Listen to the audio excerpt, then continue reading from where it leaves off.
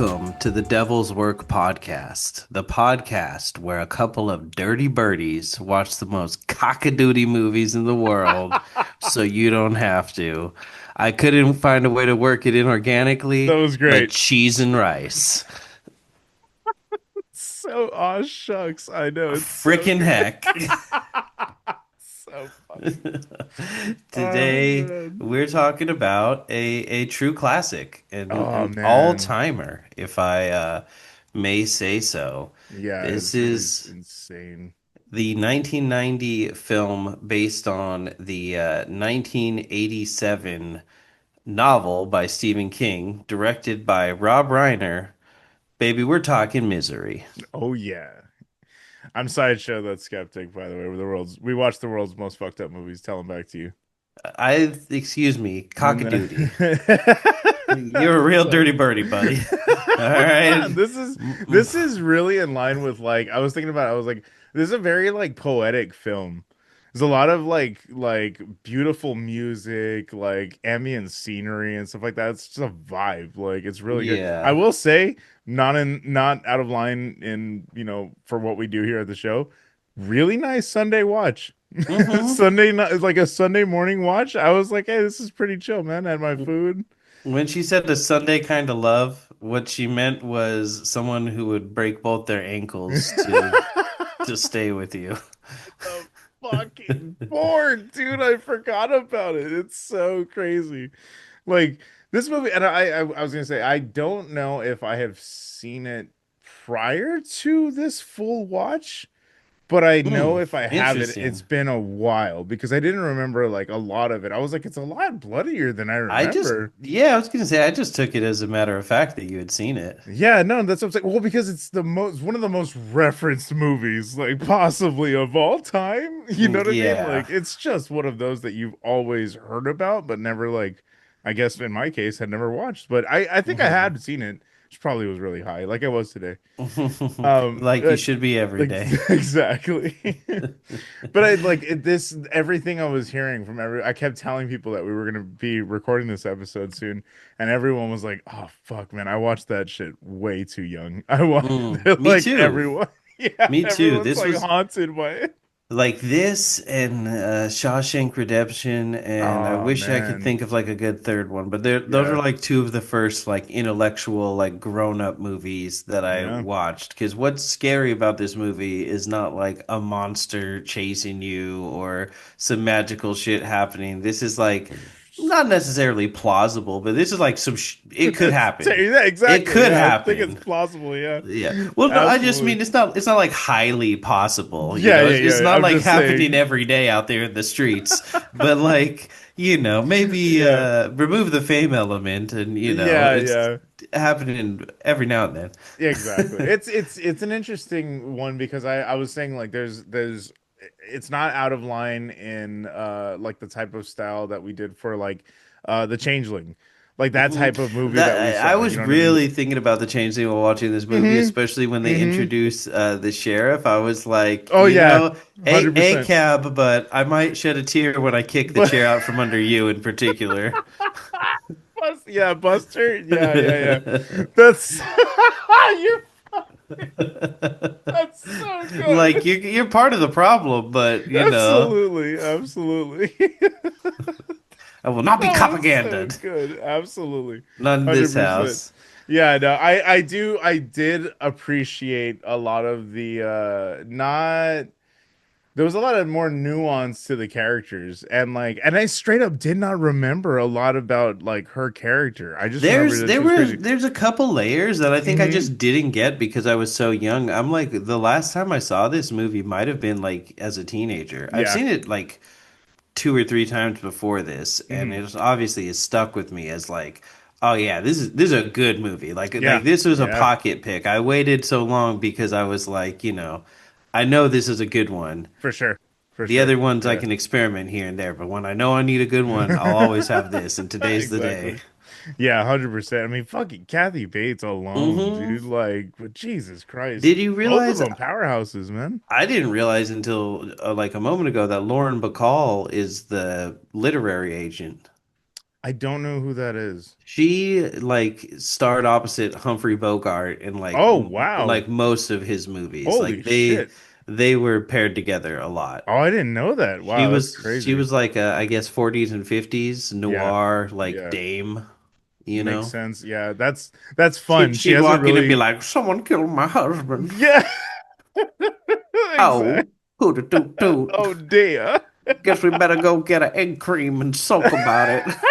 I Now agree. come here So with your rounded, out of shape but in shape body.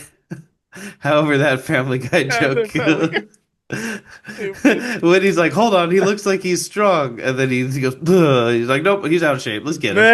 Let's get him. Yeah, no, but you're totally right. Like I think the Changeling is a really good one to point to in terms of like they were like what year did this come out again? This is 1990. Oh, 90. Yeah, there was like a good like 12 years I think in between this and the Changeling. But you Something could like totally that. see like the music in the background is like very very like very on the nose, but it's like hmm very pretty at the same time. Like it's actually really legitimately well done music. I love it. It's of an era. It's Hmm. definitely Hmm. of an era. And it reminded me of that, which is crazy because it was like that was a movie that had been 12 years removed at that point, and it was like there was very much like a lot of semblances of that like poetic storytelling within like it feels like a stage play. It's very dreamy. Exact like Yes, we kind of yes, came to yeah, the same thing at the same time there. yeah, Like absolutely. it's very like hazy. Like you almost feel like you're the one being slipped two little red pills at the beginning of every scene. Yeah, 100%.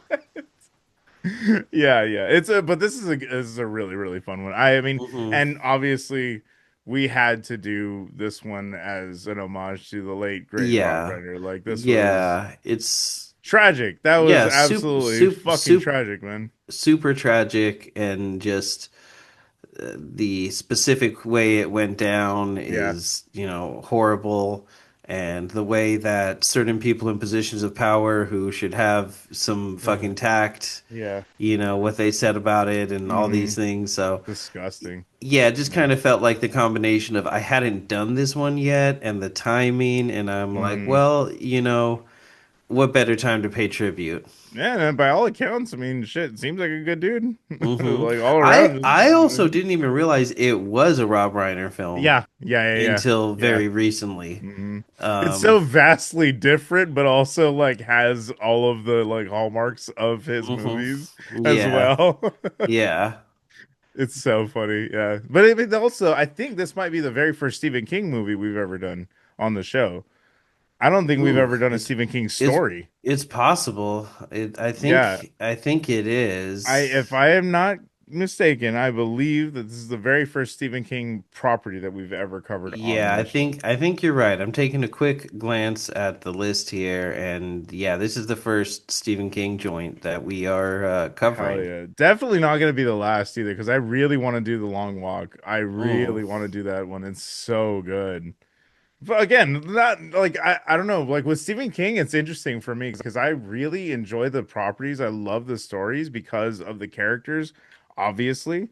But like the endings, much like the books, kind of leave something to behold. You know what I mean? Like Oh, it's like just like I'm it just just like kind of peters out it sometimes. really does. I'm just like, oh man, you had a lot of really good ideas, and then you like that's why I think the long walk was one that really stuck the landing for me. And I think, and that was because also the director changed the ending from his original story. So I was like, I oh recently just with regards to um King, yeah. I recently played a show with Crunk Witch, who are from Maine, and when I was on Oh wow. stage, I was like, "Yeah, Crunk Witch, who are from Maine, which happens to be the favorite state of Stephen King, and it also happens to rhyme with his other favorite thing, cocaine." That's hilarious. Stephen King's two favorite things. Oh yeah. The cocaine in Maine stays mainly on the plane. That's the new fucking yellow leather, red leather. Yes. Oh my God. Yes. The Human Torch was denied a bank loan. The cocaine in Maine stays mainly on the plane. That's so fucking, that's so good. I feel like I need a third one. I'll figure it out as we go. Give me 3 more years. Oh man, I love that like Maximum Overdrive was just directed by cocaine. Like it's not even he was barely like there in his I body for mean, that this movie. this was clearly just written by cocaine About too. yeah, this was This and yeah, for this sure. is Yeah. funny because I mean I'll kind of say it up front. There's no like greater theme at work here. Yeah, This yeah. is just Stephen King ripping lines and going, "I'm famous and I love cocaine. Yeah. what if someone used those two things against me?" Yeah. Like this That's is exactly what it is. That's literally what the movie is. I was like, oh, that's interesting. cocaine is a Oh man. double-edged sword. Yeah. It's so fucking good, dude. But Also in the yeah. name of a Lauren Bacall film. Oh, got you, got you. I'm kidding. I love how you That's I've hilarious. I've ingratiated myself so much Oh at this point man. that it's hard to draw the line. It is, but no, I'm very fucking excited about this one because it is again like it feels like a play at work. Like it does. There's like everyone is acting their asses off, and it's just powerhouses. Like James Caan is fucking crazy as shit. Like Hmm. probably in his personal life, but I mean just generally Yeah. like such a fucking good actor. Yeah, he's perfect in this role. I'm trying to think of what Hmm. his name what his son's name is. His son's also an Cocaine. actor. Cocaine. Stupid. I, I like how I set myself up for that, but I was just like genuinely just saying like, yeah, his son's also an actor. So funny. James Caan and I'm sorry, but Caan appeared in the 2014 dramatic comedy Pregoland, What the fuck? playing a father who is So disappointed he with his played the daughter's dad, lack of yeah. ambition, but becomes overjoyed when she announces she is pregnant. He is always playing a dad in a role. That's what's like, What it's a so funny. strange. Even in this role, there's just like one throwaway line about like, "Can I call my daughter?" And they're Yeah, just, straight up. Yeah, they never like there's never really a mention of anything else past that. It's just like I gotta talk to my publisher, bro. mm-hmm. It's all he fucking cares about. So good. But His yeah, I mean, goddamn. finish. No, I can't find his name. Jay Panda will be upset. But Scott Kahn, Um, that's his goddamn name. nice, nice. Scott Kahn, yes. Jay really likes him and brought him up to me one time. That's all. Anyway, go moving on. Anyway, so the triggers for this one, I mean, obviously gaslighting, fucking Hmm. coercion. We're talking about bodily bodily harm is the best way S- I could put it. Like Yeah. stalking and unhealthy like parasocial Hmm. relationships Hmm. and there's some violence and a little bit of torture for sure. Yeah, very much torture. Yeah. Some guns, some knives, some bludgeoning, You know, um, light bludgeoning. light bludgeoning, and yeah, I think that's some about it. genre defining stuff, honestly. Yeah, yeah, straight up. I know after that, I know that's what I'm saying. Like how much of this did we see moving forward in like every movie? You know what I mean? It's great. And especially Rob Reiner's films. So I don't know, but it's a lot of fun if you guys haven't seen it. But I mean, this is a pretty fucking well-known classic. It's It's a pretty hard TV pressed. movie. Exactly. Yeah. It's a Yeah. you've probably caught bits and pieces of this on TV Yeah. if you're in your like 20s or 30s. 100%. Yeah. Like at some point. You kids wouldn't know nothing about this. That's right. Man, I love streaming, but sometimes I just want to be like, this is a thing that has shit that I like and just put on a thing that I like, but I don't want to have to like overly curate it. Exactly. You know? But I'm Exactly. not paying Comcast a goddamn dime. So let's get into it, folks. Okay. So the movie begins and we're introduced to Paul Sheldon, who we will come to know as the author of what I kind of took to be like a YA, like young adult, like I was romance thinking that, fantasy yeah. series. It does seem very like airport book, sort Ye of like, you know what I mean? Rom fantasy type like, beat. You know what I mean? yeah, Like like the for ones that are very popular teenagers. now. Yeah, that is like the Yeah. fucking quarter of, was it a Oh my God, the Court of Thorns and Roses, I think it was that one. Mm-hmm. Yeah, that one Yeah. and like the Akatar, you know what I mean? Like I all of that stuff I imagined I was just like, oh, he's just one of those writers. Like that's what this Yeah. is. And it's funnier to Yeah. imagine that. Stuff that teenagers read thinking that they're like more mature than they are, and stuff Mhm. that adults read going like, yeah, it's shit, but I like it. When you see the cover of the books, it's very apparent what type of genre it is. Like it's Hmm. very apparent. That's right. And those books are called Misery, Yes. much like the film. And Misery has been a very successful series, but not necessarily artistically satisfying for Paul. Hmm. He's in a winter cabin that he has rented, and he's furiously typing at his typewriter. He finishes the manuscript that he's working on, and he writes the end by hand in pencil on the last page. Satisfied with himself, he lights a single cigarette with a single match, and he has a glass of Dom P to wash it down. Very specific. It's pronounced wrong like four times in this movie. So funny. Hilarious. um, he gets in his car, which they will remind us 8 million times is a 65 Mustang. Yeah, yeah, that's it, true. it it's so just I love how guys will like say that, be like, yeah, my dream car is like a 65 Mustang, and then they'll turn to me and I'll just be like, I don't give a fuck. Like, I don't care. Don't know what that is. Who's she? And now you do. Didn't even download it in She. my brain. Barely looked That's at it. good. I like that. Barely looked at it. So he gets in his car to the sounds of Shotgun by Junior Walker and the All-Stars. Yeah, dude, it's a All-time great needle banger. drop. Hell All-time yeah, dude. banger. When that needle drop happens, I was like, fuck yeah. I forgot this is a movie ass movie, man. He drives down the snowy, hilly, mountainous roads like he's in fucking Initial D and has a funk-induced car crash. So true. Amanda and I were commenting on like how crazy he's driving and how like it's like why is anyone surprised this guy like had a horrible accident? Yeah, But I was exactly. like, I think in 1990 terms, we Hmm. were supposed to watch that scene and be like, what a fucking cool guy. And Yeah. then What be, a dude, man. and then be like, what? That's not fair that that accident happened to him. But in 2026, That's vision, we're so good. like Yeah. we're like, what are you doing? Why are you driving? Like no chains, he's just smashing around every Yeah. corner. Every Like, corner. Yeah. It's God. fucking crazy. Yeah, and also there's even another fucking point for this being related to the changeling because fucking that opens up with the car crash in the beginning with the on the Hmm. snowy road too. Not as funky though. Not as funky, absolutely.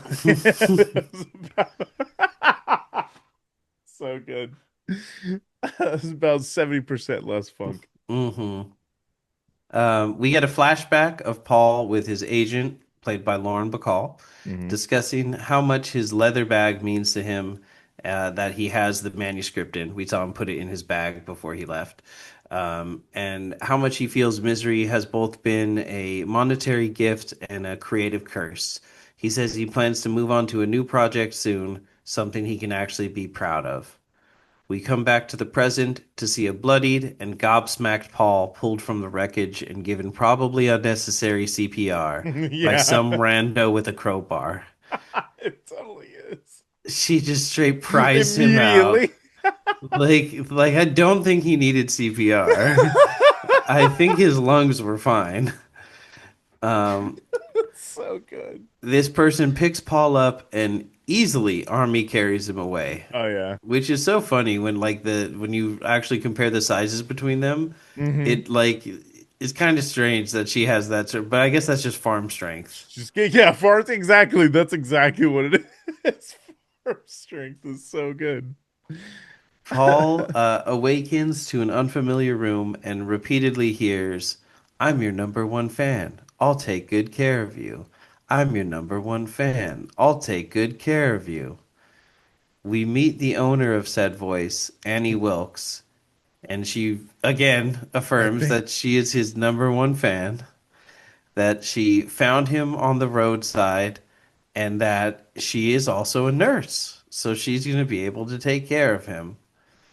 It's revealed to him that his shoulder is dislocated, His arm is broken. It's fucking. Both of his legs are badly broken, and he has Ugh. compound fractures in both tibias. She said that she could hear the bones moving. Mm-hmm. Oh, and they look fucking rough, too. That makeup It, is phenomenal, dude. excuse my French, but it's some Elephant Man shit. Yeah, yeah, no, 100%. It's so good. I was like, whoa, what the fuck? Like, I do not remember it being that like graphically detailed. Yeah, That shit's crazy, dude. it's pretty. It's like he's never going to be the same again. Is what you're thinking when Hmm. you see Yeah, that. yeah. And she like broke apart like crutches. It looks like to like Hmm. use them as bars to stabilize the leg bones Yeah. to hold them straight. Just because I'm gonna forget this later, I thought of the stupid joke Annie Wilkes Booth, and I thought it was funny to bring up. There, you may Well, continue. I mean, it's a kind of a foreshadowing Explain there. did I do an accidental fucking banger? You might have. She certainly did. Um, Oh she man. she gives him some medicine and has him on an IV drip, and he's obviously worse for wear after the accident. We see a few days worth of sequences of her caring for him and giving him red pills that she says are called Novril, a painkiller. She's red pilling him. She's like, don't believe any of this soy boy bullshit. Exactly. You need to dominate me. So It good. felt bad when I said it because it's I in love it. character. Yeah, absolutely. So fucking funny. She tells him that all the roads are closed and the phone lines are down, and he's lucky to be alive at all since she can't get him to the hospital. And I think she even says the hospital is closed, but I don't remember that. I think she said that the blizzard covered all the roads and like okay. yeah, they had to be cleared. But I could be Okay. wrong. I think that's what it is. But yeah, so she just cannot even physically get him to the hospital, can't call anyone. Hmm. They just have to wait it out together. Um, we cut to his agent getting a bad feeling and calling the local sheriff and saying that she's been expecting Paul and he hasn't shown up and she's worried. The sheriff, of course, immediately knows him by name because Misery is so famous. Um, and we eventually that'll make sense. But you see this scene and you're kind of just like, yeah, all right, Hmm. This fucking random. He's like, oh, gee willikers, Paul Sheldon, that old city rider boy. I do appreciate Buster's acting though. Like I appreciate Mhm. the acting. I don't like that he's a cop, but you know what I mean. Yeah, no, but His the acting performance was is really fun. good. Was fun. He's very he has that local towny feel, like very Yeah. very down. And I mean, speaking of like how this influenced later things, like this B plot is always something you see in like a Tusk or like Get Out or Hmm. movies like that where they have the investigation as it's happening in the background by like Yeah, someone who's and kind of just like seems like not kind of hapless, you know what I mean? But I'm glad you kind of mentioned that because that is like a big nitpick for me as like someone who grew up reading Batman. Like people who Mm-hmm. love Batman now, most of the time I kind of come away from the conversation like, okay, you're an idiot and you don't get what's like actually Yeah, special or interesting about Batman because about Batman, they're like, isn't it cool how he just like breaks guys' legs until he tells them stuff? And I'm yeah. just like. I mean, once in a while, Yeah, but yeah, yeah. like, I like when he's like making serums and analyzing compounds Yeah, and the detecting part of it all. yeah, when he like loses a fight and then Nightwing's like, "What happened?" and he's like, "Oh yeah, I put a tracker on him. Like, let's go follow this guy and figure these things out." Like, I don't really like Invincible Bat God who Yeah, just like he just interrogates people and that's how he gets information. yeah, that's fair. But I recognize it's very hard to like write an investigation. Yeah. And I feel like eventually when we do get to that in this, it's written pretty well. Yeah, oh, yeah, I will say that's what I'm saying. Those movies, I think I reference like Tusk does sort of like a satire Hmm. of this plot. and then like Get Out does sort of a satire but also does something else with it and makes it even like funnier and makes it like that they play with the trope in like creative ways. And I really do think you're right. Like in less experienced hands, like the with the writing, this doesn't work. Like it's just one of those that we've just seen a million fucking times. But like that's why I think I brought it up, was because I was like, oh yeah, it did remind me of like, the character in Get Out who's looking for him Hmm. after he goes missing and stuff, like the friend and all that. Like it was, yeah, that's what I'm saying. It was a lot of fun, and I like how they played with it here. Oh yeah, definitely. And this is like not like super early, but earlier than the other examples you mentioned. So a lot Yeah. of time between the Hmm. two. So Yeah, for this is sure. like a lot more genuine, but also novel. And Hmm. then it kind of got beat down over the years between Yes. them and Yeah. then made fun of later. Yeah, for sure.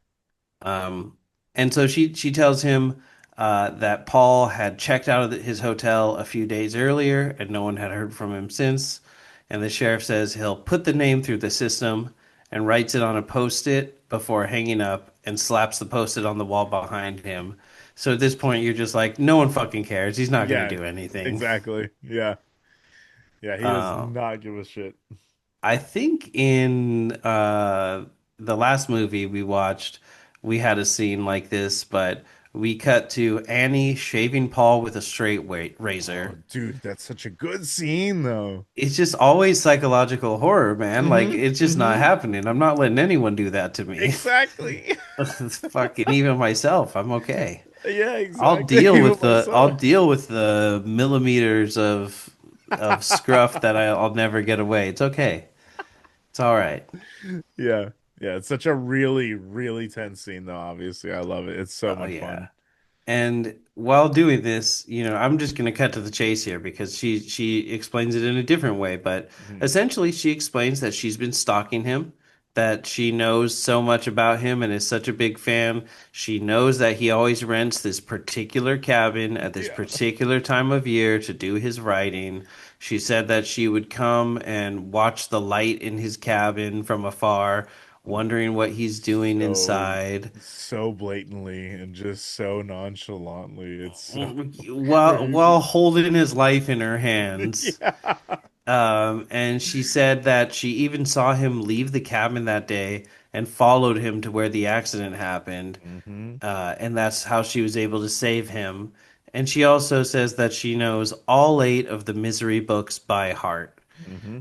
And I think at this point, he's just so drugged up that it's like he's probably not even really absorbing what It she's it telling doesn't him. register, yeah. Yeah. Like at this point, every scene we see, she's giving him more and more pills. Yeah. And also, he's just in a lot of fucking pain, so I can't really fault him for like if my Exactly. Yeah, if absolutely. if both my legs were broken, I'm taking the fucking Hmm. perks. You know, Yeah, exactly. it's what they're actually for. Yeah, You know, exactly. it's Wink. it's every time they prescribe me like Percocets or something, I'm like, okay, I'm gonna use this for its intended purpose, and then eventually Yeah. part of me goes, well, I could just take one for fun, and at that point I go, okay, I'm just throwing these away. That's it. Like, That's it. yeah, They've dude, overstayed their welcome. it's fucked up how powerful opiates Oh are. yeah, of course, 100%. I cannot do it. I fucking hate how they make me feel. Yeah, Yeah, it yeah. doesn't make me. I mean, it makes pain go away, but it Yeah, doesn't for make me sure. feel But I'm just positive. fucking seeing the Hat Man for like 10 goddamn hours. Yeah, That's yeah. fucking crazy, When I bro. had my hernia, they told me to take two pills at a time, and I was only taking one pill at a time because I was like, I don't need two of these. One was fine. Hmm. And then Hmm. one time, I took a pill, and then just after that, Yusuke jumped on my lap, and she landed where the hernia was. Oh, And so fuck. I was in like so much pain, and I took another one, and then it set in, and I just sat in place for like 2 hours, feeling like I was gonna throw up, and I just like couldn't Oh, move. And I was like, yeah, that's well, if I fucking. throw up, I'm just gonna have to puke down myself, and I'm just gonna have to clean it up when I feel better. And then that That's time never fucking, came. that's crazy. Thank God. But yeah, opiates are bad. Just smoke weed, Yeah. guys. Just Yeah, smoke smoke weed. If weed. you're in a Please lot just of smoke if you're in a weed. lot of pain, it makes sense to use them, but Yeah. maybe try a half dose before you take the dose recommended by the doctor who The wants to get doctor. you hooked so that Purdue Exactly. Pharma will give him a vacation somewhere. Anyway, Amen. anyway, hang them along with the pedophiles. Exactly. I'm sure a few of them are, but anyway, Thank you, Saint um, Luigi. that's right. Mamma Allegedly. mia! Spray out their spaghetti.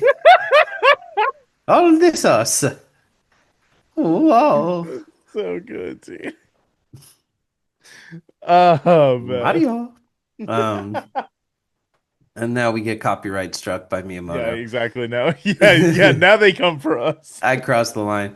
Paul asks if the phone lines will be up soon so he can call his agent and his daughter. Annie asks if she can read his manuscript. She says no. Annie asks if she can read his manuscript, and Paul says he only lets a select few people read his work this early: his editor, his agent, and anyone who saves his life from a fatal car crash. He says the book doesn't have a title yet, and that maybe Annie can come up with a title after she reads it. Mhm. The sheriff surprisingly actually follows up on the call from earlier and goes to the owner of the cabin Paul was renting to investigate. The owner tells him Paul always orders 6 bottles of Chris and 9 bottles of Dom before leaving Dumb and didn't P. do so this time. You stupid. I was like, wait, what the fuck? That was really good. I That kind was of really forgot until good. halfway through my own like reading it back that I was like, "Oh right, I'm making a joke here." So good. I just love like fucking was it it must have been a placement because they Yeah, mentioned it yeah, so many 100%. The times. the amount of times that it's mentioned, absolutely. They're like label out. Label out. Exactly. Yep. Label out, SpongeBob. Label out. That's how we get the advertising Exactly. dollars. Oh man, Dom P. That's so good. We see Annie feeding Paul with, to me, the iconic tomato soup. To me, this scene is like, Yeah, it's really good.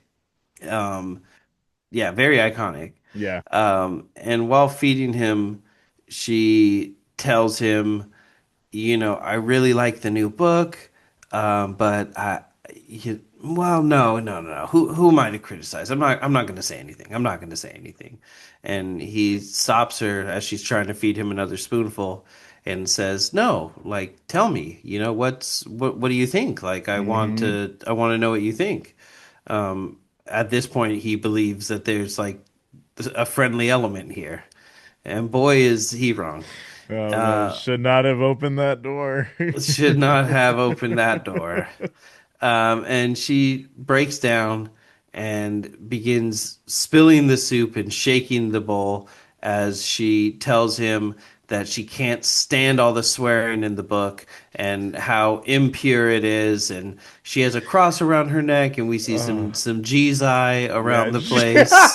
Jesus. That's the plural of Jesus. Well, I'm not going to be some Philistine and say Jesus is. You Uh, fucking got me. That's so good. I wasn't expecting that. Jesus, as it were. Oh, that's so fucking funny. So we get the sense that she's like Dude. very Christian and Hmm. puritanical. Yeah, the Lord is And abundant in this house. that's right. Amen. A motherfucking man. Um, and she spills the soup all over and becomes embarrassed. And as she goes to leave the room, Paul's just like slack-jawed, mind blown, like what situation am I truly in? Yeah. You know? And she turns around and only So deepens his iconic. confusion and horror as she tells him that she loves him. His mind and Yeah, yeah. creativity, of course. Specifically. Specifically. Relax, all right. Specifically, I got all these G's. You think I'm in the business of loving peni? Get out of here. That's so good. I love that like she like has to really, really quickly like tell him like and I don't believe in I don't think that everyone believes in relationships, you know what I mean? But like it's just about commitment. It's about like, it's about being the right person someone or something like that to that effect. But I was like, this is hilarious, dog. Like Yeah, most pick me she's ass soft energy. pitching. She's Yeah, soft so pitching the yeah, pilot. She's exactly. like, "All right, so it's a spinoff. Characters you know, in a wacky new situation. The characters are doing tricks on it. Tricks upon it, me lord, me lord." So good, man. Um, we again see the sheriff driving with his wife, who is an old horn dog, as she grabs at his lap, and he takes her hand away and says, "Damn it! When you're in this car, you're my deputy." And She's like, the deputy would rather be at home under the sheets with her sheriff or something like that. I was like, that's funny as fuck, the dude. sheriff shot on my face because I was the deputy. Fuck.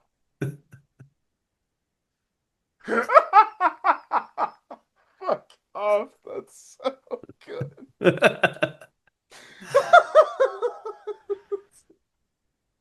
I got shot by the sheriff in the face because I am the deputy. It's a little clunky, but we can Oh, make it work. god damn. The pieces are all there. God, I heard so many versions of Jammin' by Bob Marley when I was in Jamaica. We could make this work. That's amazing. So many genres. Jammin'. So many genres. All jammin'. And they're looking for Paul's car, and he finds a tree that is snapped at a particular angle in relation to the road. And he says, I think that he might have come off the road here. And he climbs down the embankment a bit, searching for the car, and gives up moments before he would have found the car, as the camera angle reveals. We kind of see like the tires sticking out, and he just doesn't notice it. Such a good reveal, though. I liked it a lot. I was like, oh, it's very fun because I was like, that something's there, and that something's like, and he has this sense that something is hidden. And Hmm. then like all it was gonna take was just for him to go a little bit further. It's so much fun. But she tells him, well, the deputy would rather be at home under the covers with the Yeah. sheriff. And So good. he must have finally lost the battle between his two heads because he just decides to go. No, He's like it's good. so good. He falls in and it's like it is kind of that thing of like, yeah, if I just keep going, it's kind of more dangerous. And at his age, obviously, so it's kind of like understandable that he didn't keep going. It's the meme with the guy who, if he would have just swung the pickaxe one more time, he would have Yeah. found all the diamonds. That's so funny. Yeah. Paul Sheldon's car. That's so true. Yeah, 100%. Yeah, but Um, it's yeah, I thought it was a really good again, that's like the language of the film kind of peeking through at this point when like the camera kind of just slowly pans to the left or slowly pans to the right to reveal the tire and sticking out of the snow. I was like, it's so well done because he wouldn't be able to see it from the angle that he was coming down. And it just would have been snowed over because if the blizzard was that bad, like it makes sense that it was hard to see or you couldn't fucking, it was hidden underneath all the snow. the evidence of the murder investigation's right behind me, isn't it? Yeah. I loved it though. It was a really good shot. Um, we return to Annie's home and we see her returning home from shopping and telling Paul that she spoke to his agent and to the surgeons at the hospital and was told that he should just stay under her care for now, that taking him to the hospital would put more strain on him than necessary, and that from what she told them, she has the situation under control. And that when the roads cleared, they would send up an ambulance for him. Hmm. Yes. She also reveals that she bought a copy of Paul's previous book, Misery's Child, and asks him to sign it. Well, it was the last one that had just come out, I believe. Yes, Yeah, this Misery's this is Child was the one that had just come out, and then that the was meant to be his like ending on that no, storyline, the right? manuscript is the one that's going to end the Misery series. Was it? Yes, the manuscript is going to be the ending of the Misery series. Cause what I remember is she asks him to read the book and then she's like, "Oh, this isn't your best work. Like I don't like all the swearing and stuff like that." And then she goes out, gets the book, comes back, is excited to read it, then reads it, then we get No, into. it's too the manuscript he just finished. So Oh, the I see. manuscript is his brand new work where Misery, well, we'll find out what Misery Yeah, does in the new exactly. one. Yeah. But yes, it's Misery's Child and then the Mhm. one that he's working on. I see. And then yeah. Um so later Annie introduces Paul to her pig, Misery, and Paul is utterly nonplussed. Does not give Such one fuck. it's such a cute little pig though. I was like, "Aw." And just does not give a shit. Yeah, he's pretty terrified. Annie reveals that she discovered the Misery books while going through a divorce, explaining the connection she feels to the books and to Paul himself. That night, Annie comes into Paul's room furious when she finishes the manuscript, calling him a dirty bird and saying that she can't be dead. Misery can't be dead. Hmm. Eventually, she begins screaming and hitting Paul's legs. She calls Paul a murderer and smashes furniture against the wall, calling him a lying old dirty bird and telling him that she shouldn't be around him for a while. She also reveals that no one is coming for him because no one knows he's there or even alive.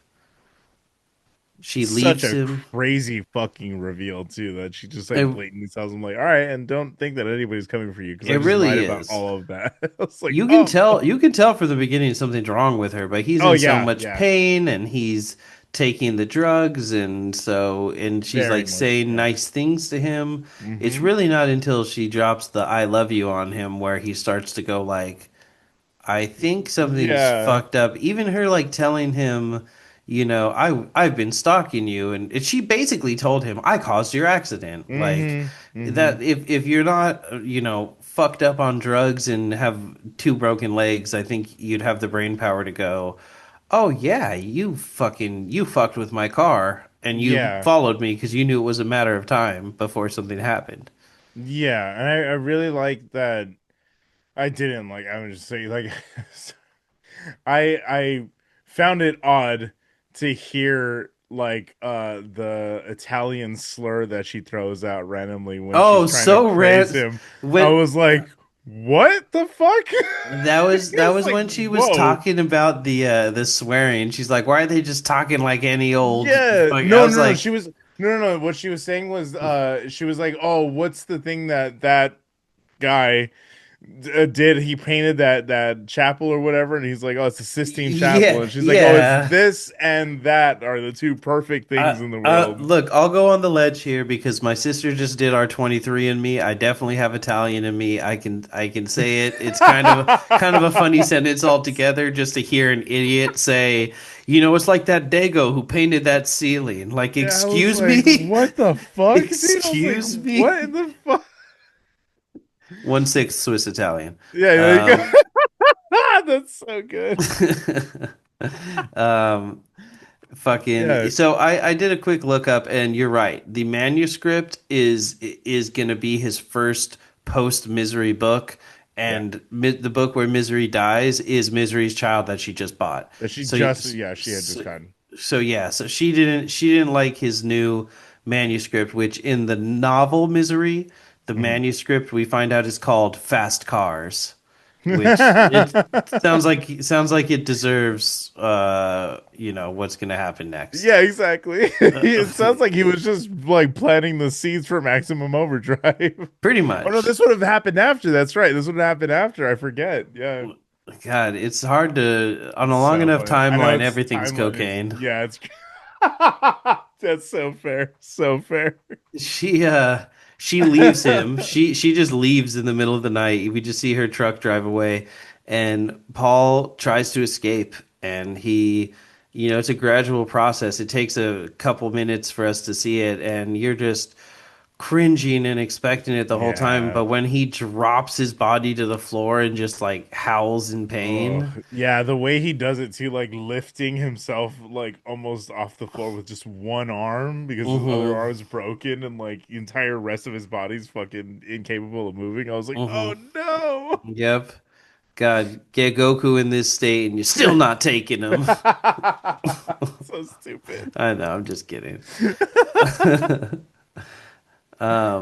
And he crawls to the door and he Yeah. painfully reaches his hand up to find that the door is, of course, locked.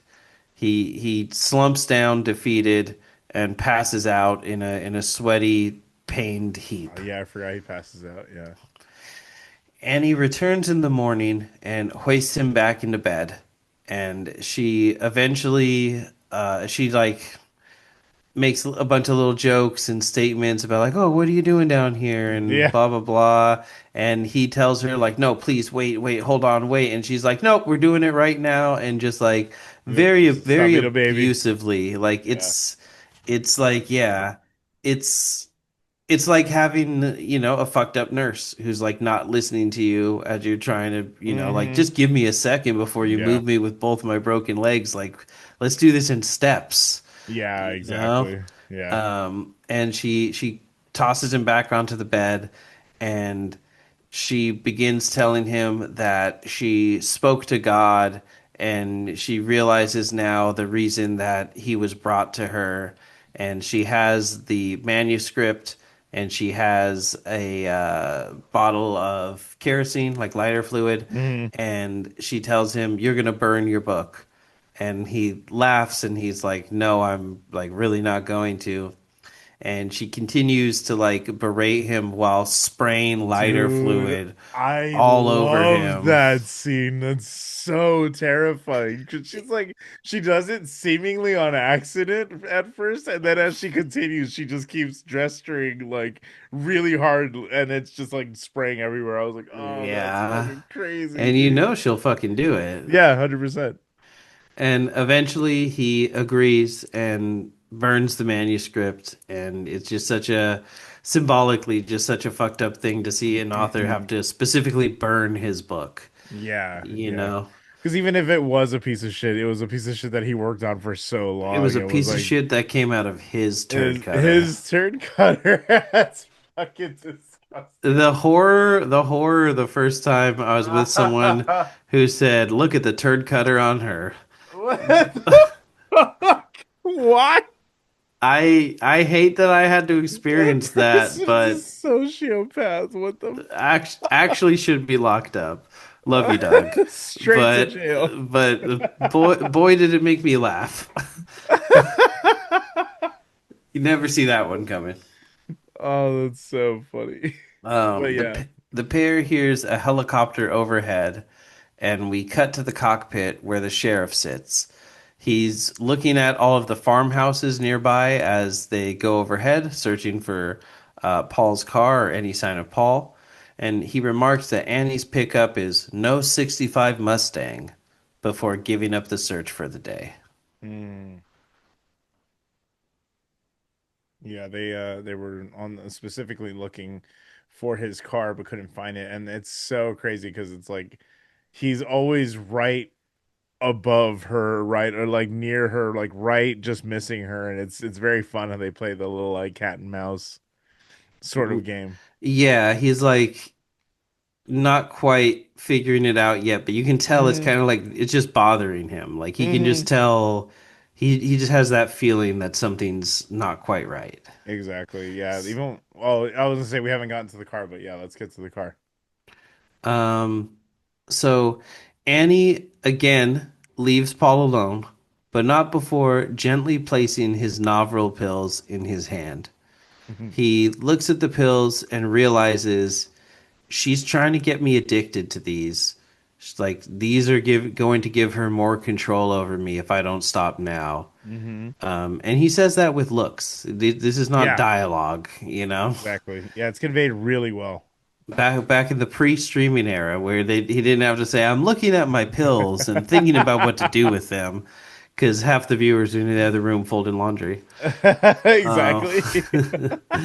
He hides the pills between the mattress and the box spring, realizing that the only way out is going to be to make one himself. Hmm. We cut to that evening, and we see Annie in bed laughing and eating snacks while watching TV as Paul sits in his silent room eating his own dinner. He cleans his fork off and uses it to stab a small hole in his mattress, a better place to continue stockpiling the little red pills. Hmm. Annie enters the room the next day saying she has a surprise for Paul, wheeling him around in a wheelchair. She sets up a small folding table and tells him this will be his new studio. She lugs a typewriter into the room, claiming she got a great deal because it's missing a key for the letter N. She also says she got the fanciest, most expensive paper, only the best for her favorite writer. This is so good. She tells him again that God has spoken to her and revealed that the true reason he is there is so she can force him to write a new novel where misery returns to life. Amidst this, Paul notices that Annie has dropped a bobby pin. Hmm. Seemingly to annoy her, Paul says that the paper is no good and he'll need a different kind. Pressing him for an explanation, Paul shows uh, pressing him for an explanation, Paul shows her how easily ink blurs on the paper she has provided. Angry, Annie screams at him for being ungrateful and storms off to buy him new paper. Terrifying, dude. Like So scary. even when he kind of has a point, you know? Yeah, yeah, exactly. Like at first it seems like he's just like fucking with her, but then when he actually shows you, but it's This is also not like viable for me to write on. yeah, but it's also kind of like, is that true of other paper? I don't really know. That's true. I know, like that's what I'm saying. Like it's probably just clever regardless, but either way, it's Mm. clever. It gets her out of the house. You know, write what you know. Yeah, exactly. Yeah. And Stephen King knows And cocaine. Steven knows paper that he Exactly. uses to buy cocaine. Exactly. Yep. Yeah, money is just the middle step to cocaine. The middle Stephen King. step. Stephen Kane. Stephen King. His son should be named Joe King. That's You, so. you ever thought about that? God damn it. I Uh think that's why he's specifically not named yeah, that. that's why he's Joe Hill. I had to think about it. I Yeah, was like, oh yeah, it's yeah, because if he didn't literally change his last name, he'd be Joe joking. King. Joe King. Joking. So funny. Reminds me of one of my favorite jokes. What do you call a Latino without a car? I don't know. Joaquin. So dumb. I know you hate it, This but it's dad but it's joke as good. fuck, You yeah. hate it, but it's good. I will respect it. Um, I'm trying to find my place now. Paul sees his opportunity once she's gone and removes his arm from his sling so he can reach the bobby pin and roll his chair to the door. Because at this point, it's more like his shoulders dislocated because some time has been passing, so he's healing. Yes. And so he gets himself out of the sling so that he can like use his elbow to propel the wheel. Hmm. Um, and he positions himself by the door and uses the bobby pin to unlock the door. Very 90s movie move. Yeah. This And would it's so funny while he's doing it, he's like, "Come on, you've written enough times about this. You should be able to know how to do it by now." does he say that? Yeah, he does. That's It's so so funny. funny. I must have been like writing as he said that. Yeah, it's really funny. Um, he, of course, finds the doors to outside deadbolted and locked, and nearly ruins his cover when he knocks a ceramic penguin off of a shelf. He catches it, but when he replaces it, he leaves it facing the wrong direction. He's able to get a feel for Annie's floor plan while looking around. We see a glimpse of a red photo book, a shrine to Paul, including Yeah. a signed photo he seems to not remember, and a fake phone placed seemingly just to fuck with him if he escapes. Literally, that And was the only purpose. he even comments, he's like, "What the fuck is wrong Yeah, with you? Like, what yeah. is this?" It's so good. He also finds where she stockpiles pills and medication, which Yeah. again points to the fact that this was planned. Hmm. She meant for him to get very hurt and for her to take care of him. I've never thought about this before. That Did she she was preparing. no, not that part, but this what I'm about to say. How badly did he actually break his legs in the car crash? And did she break his legs worse on Yeah, purpose? yeah, Like yeah. That's absolutely what happened. I never thought about that, but she probably broke his legs even worse to make it so that he like had to stay there. Hmm. Because she could make sure that he had a car crash, but I don't know if she could make sure like how He bad had he's an injury. physically injured, you know? Hmm. Yeah, that's crazy. I never thought about that, but it kind of makes sense because she just has like bottles and bottles of like injectable painkillers and like just Yeah, sleeves and sleeves of the yeah. red pills and like intubators and all these different things that she There. might need to take care of him depending how bad he got hurt.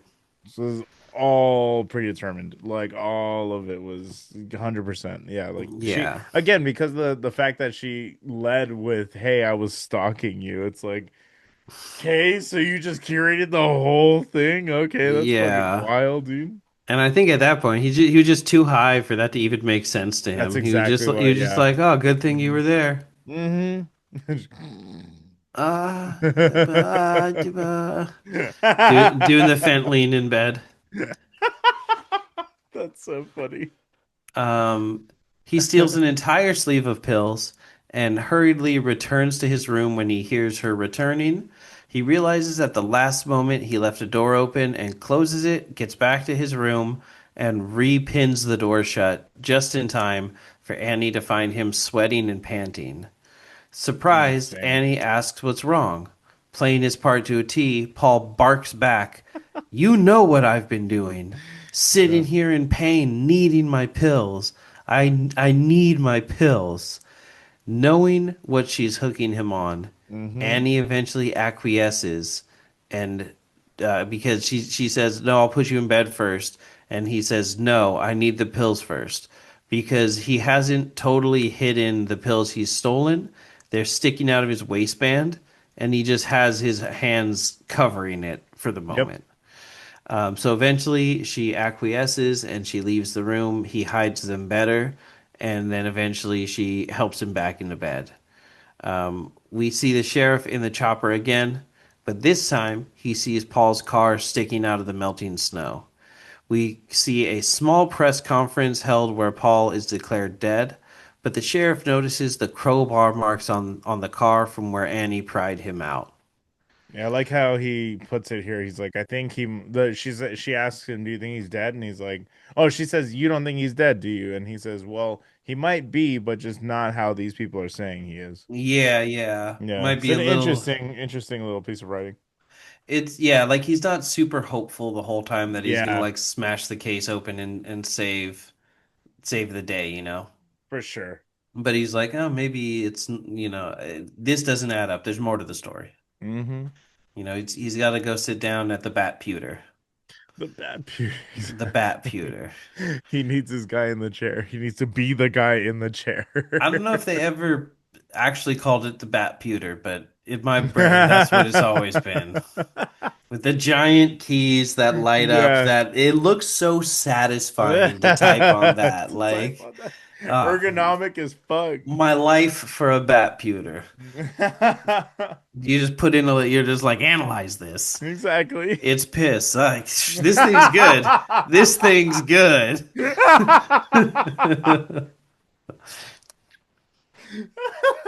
It's really fucking funny. Uh, reminds me of my Coors Light joke, but you're gonna have to find Yeah, an older episode for that one. exactly. Go back and find it. I don't know which one. Um, we cut to Paul using a notepad that Annie gave him that she said, use this in bed if ideas come to you. for this book that I'm forcing you to write. And he uses the paper to fashion a makeshift envelope. He then empties all of his stockpiled pills into it, eating the gel caps to destroy the evidence. But you're still getting some in there. Like, Yeah, Jesus but Christ. So he's doing all that, just keeps doing it. That's why in the next shot when he looks like fucking dazed, I was like, Jesus. that's That boy probably is why. on one, bro. Yep. And the funny thing is, Scott Conn was really sniffing perks on set. No, yeah, yeah, And that no. was his son, who was probably like 10 at this time. I meant to say James Conn. That's the Yeah, name. yeah, That's the yeah. name of the James guy Gunn. who's in the movie. Couldn't even remember his fucking name earlier. Now I've muddied the waters. Um, some time passes, and we see Annie come into the room while Paul is writing to tell him that everything he's written is all wrong so far, that it's cheap and it's cheating. Bewildered, Paul asks what she means, and she likens it to serial plays in the theater and how they would show a cliffhanger one episode only to ignore it the next. She claims Paul hasn't been consistent with the novel and that with the previous novel and that this won't do. To put it plainly, she's fucking insane. Yeah, Paul, of exactly. course, lets her have her way, but he takes it upon himself to ask her to join him for dinner. Hmm. Meanwhile, the sheriff buys all of the misery books, and I love this when he walks in. His wife is just so sassy in every fucking scene. Yeah. He walks in and she goes, or she's on the phone with someone and she goes, I don't know, haven't seen him all day. He must be out cheating on me or something. And then she goes, oh, here he is right now. And she goes, hey, Tom from down the way wants to know who she is and what she looks like. And he's like, God damn it, like just shut up, stop fucking with me.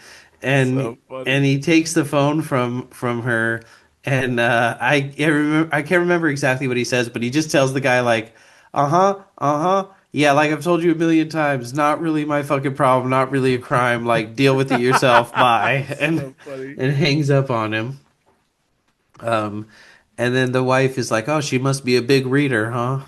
And he's like, "No, I got all the misery books because I want to try to read them and try and get a better feel for who this guy is so I can try to find him." Hmm. We then cut back to the dinner where Paul attempts to dose Annie with the drugs in her wine when she leaves Such the a room. good scene, dude. She's like all dressed up in her Sunday best. It's like a Yeah. christening dress. She looks like a toddler, you know? Yeah, yeah, exactly. Yeah. And he tells her he wants to make a toast. But that there's no candle. And Exactly. and so she runs out to go get a candle. When he's pouring the wine in her glass, and she's like, She's like, oh, no, no, no, no, no, no, no. no. It fucking killed me. So funny, dude. Yeah, they all play the aw shucks mister part so well. hmm And she rushes out to go get the candle, and he empties all the pills into her glass. And when she comes back and they're gonna do the toast, she knocks it over completely by accident.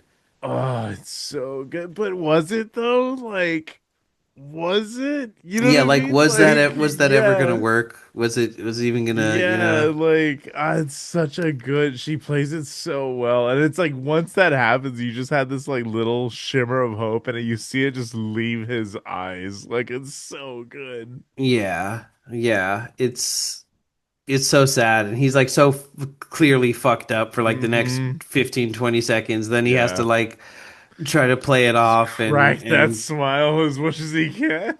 get through the rest of the dinner. Yeah. God, it's like when you're on a Tinder date and she reveals that she's MAGA. I can only imagine. Set your Let's preferences, folks. let's be honest. When he reveals he's Yeah, MAGA, yeah, that's I was gonna prob that's say, I prob that's prob that's probably how think that more story times, yeah, plays out. exactly. Yeah. Hey, I'm a centrist, you know. I just only happen to shit on Democrats and defend Uh, Republicans at every turn. You know, just a coincidence. I but respect all viewpoints. I only criticize yeah, the Democratic ones. I'm a yeah, centrist. yeah, exactly. Yeah. Who did I vote for? Why is that relevant? Exactly. Who did I vote for the last three times in particular? Why is that relevant? Yeah, Skeptic, you know that politics has no place on this show. Come on, you know better than You that. got to vote Obama every time. Oh, bummer. Uh, Oh, bummer. So good. um, so his plan is foiled, and he has to just sit through the rest of that awkward ass dinner, you know. And more time begins to pass as Paul writes and Annie reads. They set into a comfortable sort of rhythm. Hmm. Paul also begins to exercise as his wounds begin to heal. He's lifting the typewriter above his head and doing presses, just trying to get his arm strength back and keep his mobility up. Um, Eventually, it's a rainy day, and we see Annie despondently enter the room. Paul, more scared for his life than worried for his abuser, asks what's wrong. Annie says that rain always makes her blue and that she always loved Paul's mind and art, but after the dinner the other night, she knows now for a fact that she loves all of him and that he will never return the feelings. She says, "Don't tell me that you love me. I know that it's not true, and that's okay. I just have to work through this." She reveals that she has a revolver in her pocket and tells him Show up that the she gun. better leave. That's right. That's right. Chekhov style. Hmm. Check that off the list. Um, she says she'd better leave before she gets the urge to load it. She locks him in and leaves in her truck again. We now see the sheriff reading Misery in bed when a particular line sticks out to him regarding justice. There is a justice higher than that of man, and I will be judged by him. From the novel Misery's Trial, where apparently Misery goes to court. You get the sense that it's like almost like Ernest, you know? Yeah, exactly. Misery Ernest. scared straight. Come on, Vern. That's so good. I'm like 100%, yeah. lightweight. It took me a long time to figure it out, but also a little bit like it's not a thing that I've seen since I was a kid. So considering it was the first time I'd thought of it in like 10 years, Yeah, at yeah. some point in like my early 20s, I just turned to my friend and I was like, "Hold on a sec, man. You ever seen Ernest?" "Yeah, I have." "You know, he's always talking to his friend Vern." "Yeah." "Are we Vern?" Passing the blunt. Like it took me a second, but in my defense, I was a child when I was watching them. So But good. we are Vern, We are Vern, and Vern is we. and Vern is we. Come on, Vern. It's so funny. So yeah, misery scared straight. Misery saves Christmas. Whatever. Exactly. So the line sticks out to him, and he's like, you can tell it's kind of sticking in his craw. He ain't sure why. We then see Paul exploring the house again now that Annie is gone, and he finds the photo book from earlier left open. It's filled with newspaper clippings about deaths and suspected murders at hospitals that Annie has worked at and the community at large, including mysterious deaths of newborns and other nursing students when she was studying. We see Dude, it's that. so crazy. The news Mhm. clippings. I was like, I forgot about that. I What don't the think I fuck? remembered this at all from being a kid. So That like shit's the crazy, man. implication of all this didn't even like set in on me. Set in, yeah. I was like, holy shit! I thought this was sort of like a she snapped isolated incident, Exactly.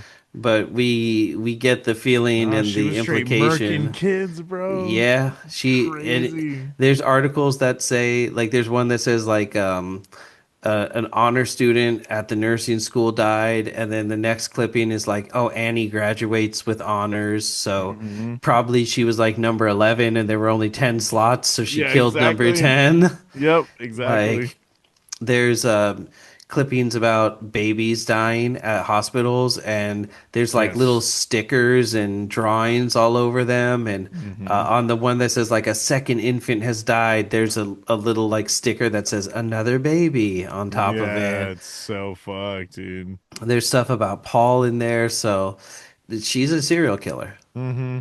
Mm-hmm. She's murdered many people, and she mentioned him at one point early in the movie that she says like, "Oh, it's like when I was on the witness stand in Denver." Yeah, yeah, I forgot. I forgot about that. But she totally, yeah, I forgot what she says. Like, Lord knows when the next one will be, or something like that. Like, Yeah, she says something to that effect. I was like, what the fuck does that mean? she breezes right past it.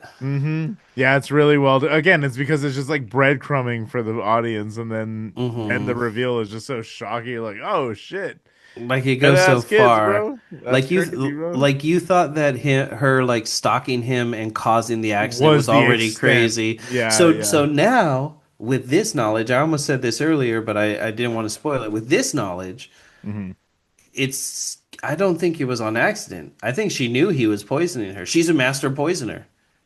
That's what I'm saying. Yeah, She's poisoned tons of people. that's what I'm So I saying. think she knew.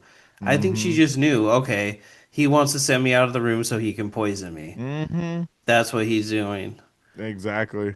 you know? I don't Yeah, think it's she knew so how. I think she just knows the game. So she was enough. like, "Come Yeah. on, buddy, I've been poisoning babies. You think this is like poisoning candy and then giving it to a baby?" Poisoning cat. So good. This is like giving poison candy to a baby. Exactly. That's so funny. Um, Scared for his life, he steals a kitchen knife and returns to bed, first putting it in his sling and practicing how cool he's going to look when he whips it out on her. He's And then doing the fucking. eventually she returns and he hears and listens and watches as the shadows move, as she moves back and forth in front of the door several times, and then finally walks away. And getting tired, he puts the knife between the bed and the box spring and goes to sleep. Annie returns in the night and stands over him before injecting him with some unknown anesthetic, knocking him out. When Paul awakens next, it's the morning and he's strapped down in bed. She explains that she knows he's been exploring because she noticed the penguin was facing the wrong way. It should be facing due south. She also knows that That's good. I know that's what she said. I love how it sounded I like I made a forgot joke, about that. but Yes, it's it's so exactly funny. she's obviously fucking I cuckoo I bananas. love that so much. It has to be facing towards Mecca. That's right.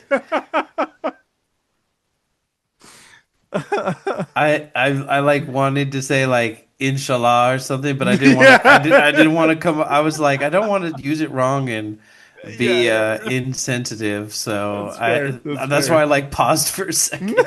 I was like, Slamming the brakes in your brain. Sister Minnie approved.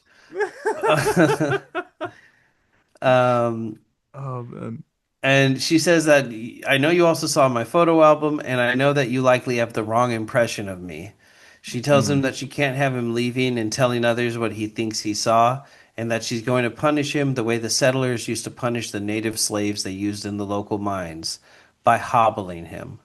She explains it won't kill him, but it make it harder for him to leave. She places a large wood block between his legs, raises a sledgehammer, and makes cinematic history as she Yeah. slams it against each of his ankles, horrifically snapping what must be multiple Yeah. bones in his legs and feet. So what I love about what they did here was that they show the first one.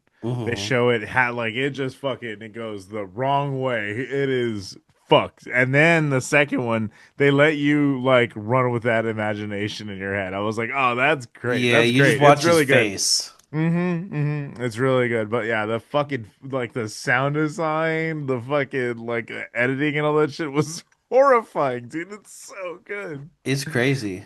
It Makes just cinematic history 100%. It's scarred a generation. Yeah, yeah, 100%. this was like the first like real fucked up scene in a movie that I ever saw. Mm-hmm.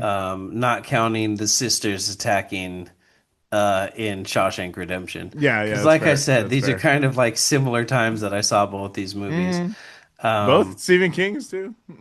wow, I didn't even think Yeah, about that. I yeah. didn't even like realize that very obvious connection. I thought that's what you were making. That's why you were drawing to it. I was like, oh yeah, that No, makes sense. no, they both Yeah. just kind of. I mean, and I get maybe that's why, but they both just kind of stuck out as like more grown up things without being Yeah. like, there's a bunch of naked women and there's like blood and guts and stuff. Hmm. Like they were Hmm. grown up in the actual mature The sense, mature sense, yeah, for sure. rather than like not for kids, Yeah, yeah, yeah, for sure, for sure. But yeah, yeah, they both are just formative to me, and it's just funny that I Hmm. guess they coincidentally are Stephen Stephen King, King. he's formative for sure. Man, my grandma was way more a Dean Koontz gal, Hmm. and I Hmm. read a lot of Dean Koontz when I was a kid. Hmm. That guy needs to be locked up. That guy needs to be locked up. I mean, people talk about the orgy and it. This motherfucker, Yeah, exactly. he was outclassing that in many of his books. Outclass. Dean Koontz needs to be under the jail. You get under the jail. It's so good. But yeah, this part. His son also has to use a different last name, Gotcha. so he doesn't release books under the name Raging Koontz. God damn it. Anyway, back to this scene. Anywho, This scene was yeah, phenomenal, man. Like the way she like slowly reaches like puts the hammer up into frame. I was like, being "Oh, strapped oh, down with dude." almost Yeah. unbroken but still broken Yeah. legs and Yeah. all these things, and he thinks he has the knife, and then he reaches for it, and then she goes, "Oh, is this what you're looking for? This knife Hmm. over here?" Like, She he, yeah, like bests him and like it's a fucking chess game that you're watching. Like it's so fucked. this is like it's such an imaginable horror. Hmm. It's such an I can be in a car crash and some random person picks me up and Yep. does these things to me, Like it's a distinct possibility. Um, so to me it hits a lot scarier than like Yeah, oh it yeah. or Hmm. Tommy Knockers. I had to say another Stephen King thing. So I really like God, it feels racist, doesn't it? as- I'll I will also bring up Quick Google. I will I will also bring up what was the God damn it, someone's game, Oh, um Gerald's Game. Yeah, Gerald's game. Misery and Gerald's Game are like this, like 75% the same movie. Yeah. Yeah, yeah, yeah. That's what I was thinking about when I was watching this. I was like, oh yeah, this is just fucking he just did the same thing for Gerald's game for the most part. But I He mean it did. is done differently, to be fair. But it's still psychological horror. Like it's still very much. Yeah, I'm pretty sure Yeah. drugs also play a part in Gerald's Game. I think Didn't they like take drugs so. right before they get ready to like have sex? I believe so. Yes, I believe so. It's been a minute since I've As watched God that one. intended. Yeah, yeah, yeah. So, but yeah, they were very much. I was like, oh yeah, Gerald's game, like for fans of, with Misery. When they said get her wet, they didn't mean give her angel dust. God damn it. I'm so sorry. Oh man. Um, Annie goes into town sometime later and yells at someone in traffic, getting the sheriff's attention. He watches her go into the general store, and something seems to click in his head. He goes back into the sheriff's office and he tells his wife, "You're messing with my filing system. Stop moving things that are on my desk. Oh, here's this thing. I've been looking for it. Yeah, I'll see you exactly. later. I gotta go follow up on the lead." And he goes down to the local library. That's how they say it there. Library. I'm just following the local custom. He's going down to the local library to research Library. records. Strawberry, boysenberry, library, Library. library. That's good. That's really good. Thank you. He finds an article of Annie on trial for her murders at the hospital, where she earned the nickname Dragon Lady, which a friend of mine, which Nick Classic used to call my sister, the Dragon Lady. That's And so funny. I'm wondering if that's what This is he where was it's from. referring to. I never knew where it was from. I thought it was just because of Double Dragon. He I know was that was just called through very that. strange. I know it's a very strange like thing to call that Yeah, was like I that's don't. I was like I don't understand where Ah, they're getting dragons it who are from. known for poisoning babies. Yeah, Like, yeah. I was like, what? excuse me, not in my lifetime.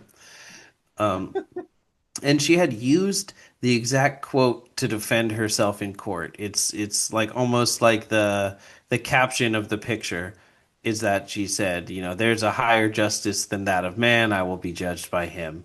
And so we can see why that stood out to the sheriff when he read it in the book. He then goes to the general store and asks if Annie has bought anything strange lately. And he gets the answer, well, if paper is weird, and suddenly solves the Hmm. mystery. He goes to Annie's house, prompting Annie to drug Paul again and dump him in the basement to hide him. The way she just runs into the room with a loaded Dude, she just syringe. fucking gets at his ass. That shit was crazy. I I was like, feel I oh. feel like that's how the minions would do it. Like if the minions had to drug a guy real quick, they just come in and be like and just jump on him and fucking shoot him with it. So funny. Hey, where were they in the 40s? Yeah, exactly. It's very interesting that we breeze past that. They always work for the most evil guy, right? I mean, Exactly, yeah. Were they mm, ever on an island of some sort? ever wear a brown shirt, Kevin? They fucking speak like Donnie Thornberry. That's really good. Thank you. Yeah. Um, and so she drugs him and dumps him in the basement to hide him behind a hidden door. And she lets the sheriff in, and the pair cat and mouse around the house for a while Paul suffers below. She humorously, honestly, I don't know if it's meant to be funny, but it's funny to me. Mhm. She insists that he have tea, and he's just like, no. He, It's like, what the fuck? No. he just she's like it's real good. He's like no, like everyone in the town knows you killed babies. Like fucking no, No. no. With that tone, it's Like so she's good. stupid for offering. Yeah, exactly, literally. No, you fucking fool. Um, and eventually the sheriff, you know, feels satisfied with his search and he goes to leave. And just as the drugs wear off and Paul begins to struggle loud enough that he's heard outside, there's a Mhm. barbecue grill that she had him burn the The book in manuscript the shop. on, Yeah, the and manuscript. it's down there with him, and he knocks it over, and Yep. that's what like gets his attention. He never like tells her that he's looking for Paul. He just says that he wants to like look around and ask her some questions. Hmm. But like you know, obviously she knows what he's there She for. very much knows, yes. So he comes back in, calling for Annie, going, "Hey, are you okay? Like I just heard a noise." And at this point, he may have honestly just been like, "Oh, well, I guess he's not here. I guess it isn't her. I guess I need to like look elsewhere." Yeah. Like he comes in like genuinely concerned that Annie like fell over or something. Hmm. Um, and he eventually figures out where Paul is, and as he's opening the door and going down to get Paul, he's shot from behind with a shotgun by Junior Walker and the All Dude, Stars. that shit. Yeah, that's good. I Thank you. I forgot how again, Shotgun, I forgot how violent this shit got because that shoot shit from the hip the now. shit, dude, he has a chest and then it isn't there anymore. I was like, Mm-hmm. God damn. You could see through him. Yeah, dude, she ventilated it was fucking crazy, She dude. ventilated him with extreme prejudice. Yeah. That shit was wild. Because it's like, yeah, you're taking a fucking double barrel at that range. Like, it'll put a hole through anything. Oh yeah, fucking It's fucked up, man.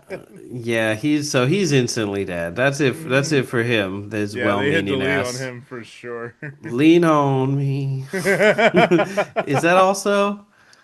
Yeah, Stand by Me is also Stephen King. Stand by Me is also Stephen King. Yes, yes, Yeah, yeah. absolutely. We're hitting all the hits tonight. All the hits. Um, yeah, yeah. Very sudden, but not exactly unexpected. Yeah, And then but it's still fucking like surprising when it happens. I was like, that's oh yeah. violent as shit, dude. Mm-hmm. You start to believe there's hope for a moment. Yeah.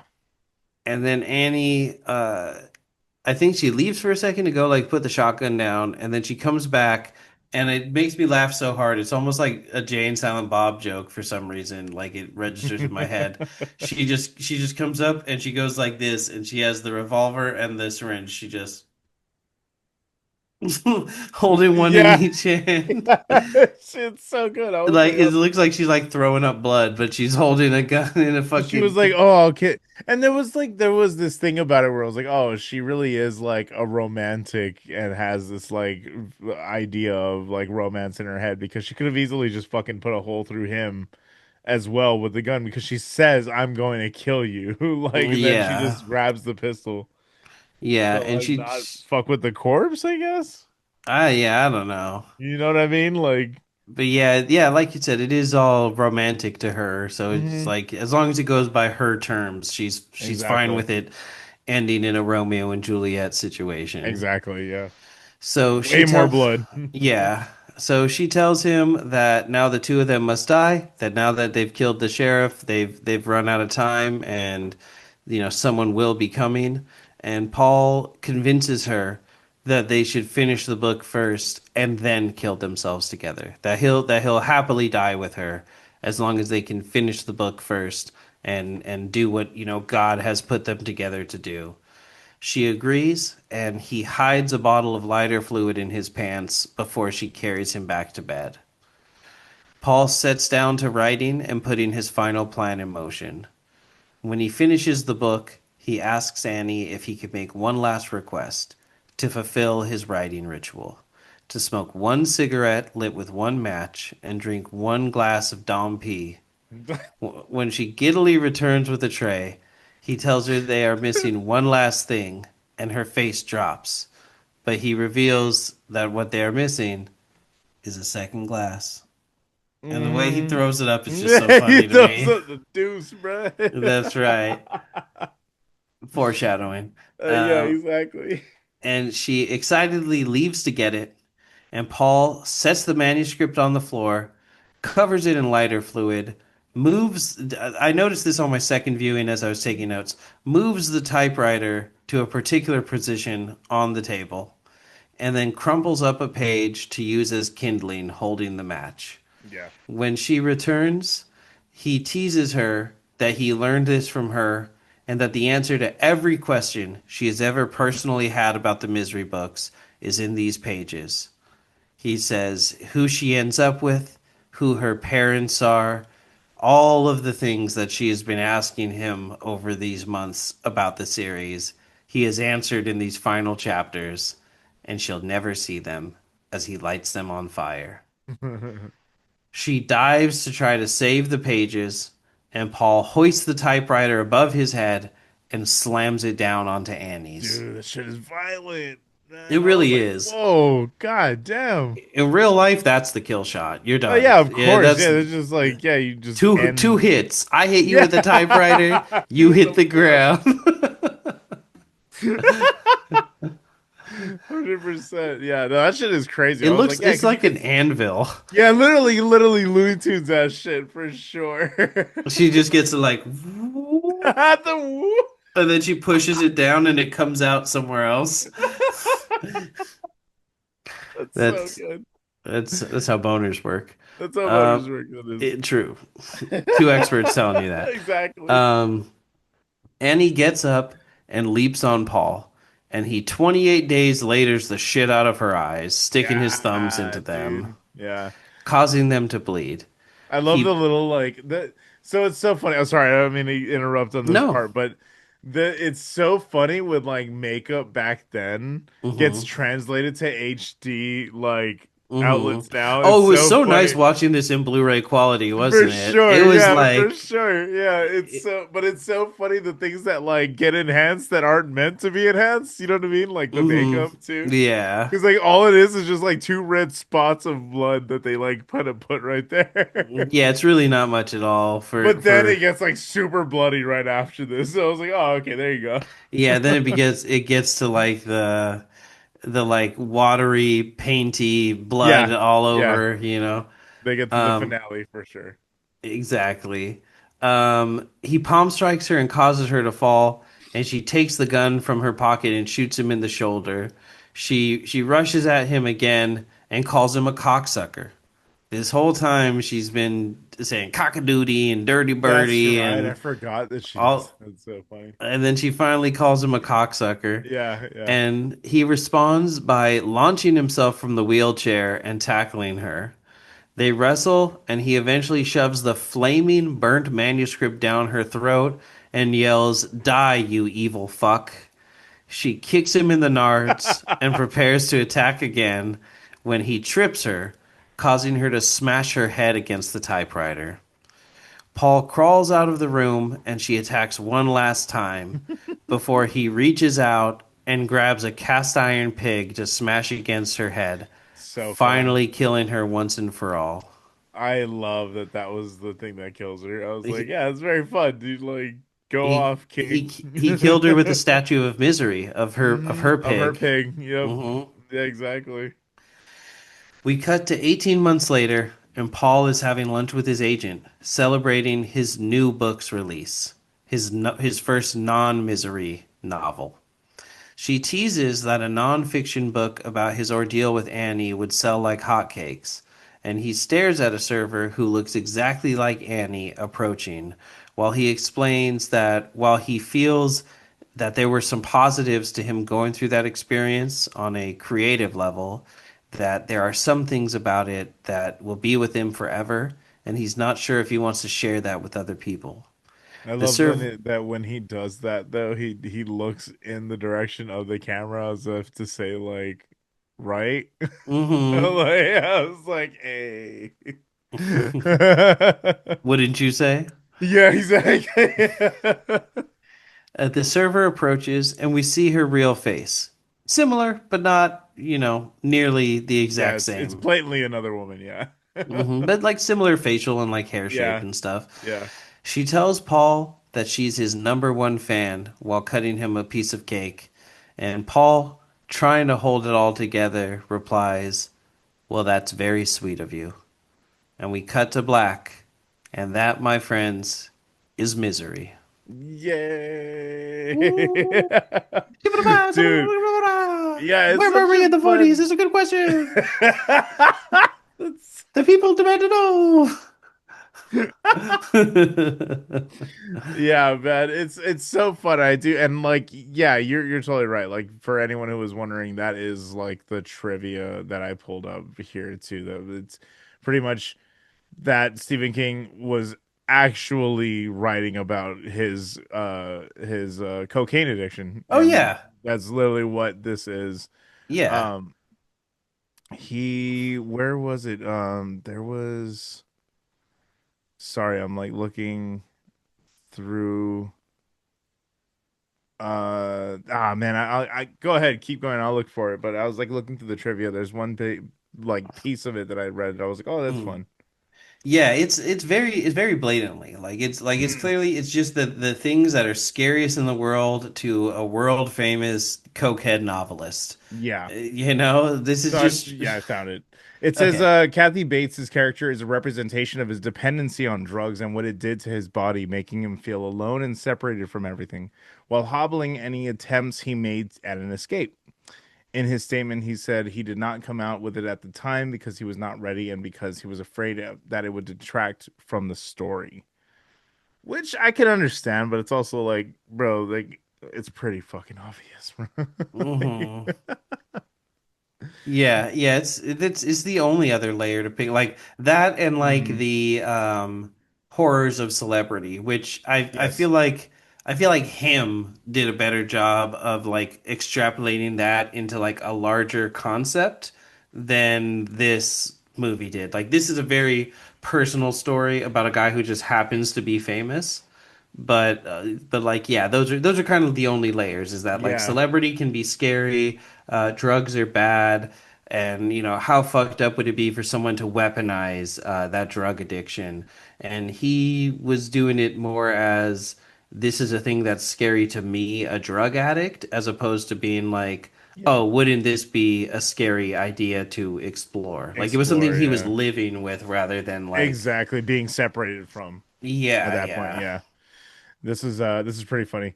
says after seeing the notorious scene where his character gets his ankles broken at a screening, James Ken turned to Rob Reiner and said, "You're a sick fuck."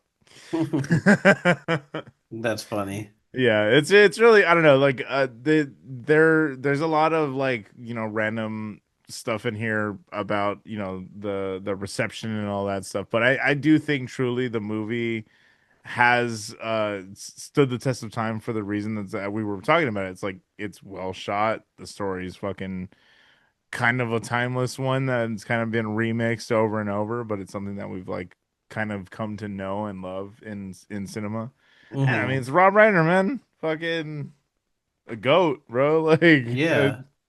absolutely. Yeah, I think he King, actually did Stand By Me too. I need to look at this. I would assume so. Without even looking it up, I'm pretty sure that is true.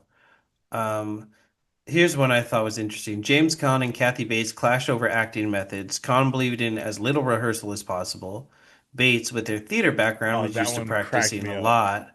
When she commented to Reiner that Caan was not attempting to relate or listen to her, Reiner told her to use that frustration toward her character. The character, that's so good.